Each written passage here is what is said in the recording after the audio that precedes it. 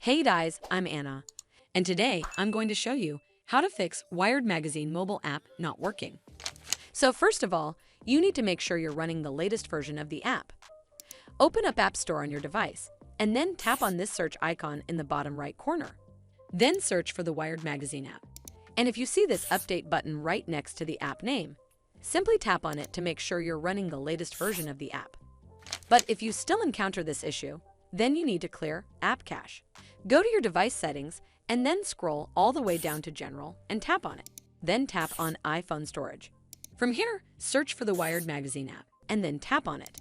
Once you're on this screen, you need to tap on Offload App. Tap again to confirm. It'll take a bit for processing, and then a reinstall button will show up. Simply tap on it to reinstall the app. This should fix the issue, but if it doesn't, then you need to completely reinstall the app. Follow the on-screen instructions to navigate all the way to the app page. Once you're on this screen, tap on Delete App to uninstall the app from your device. Once uninstalled, you need to open up App Store and then search for the Wired Magazine app right over here in the search bar, and then click on this Get button to install it back on your device.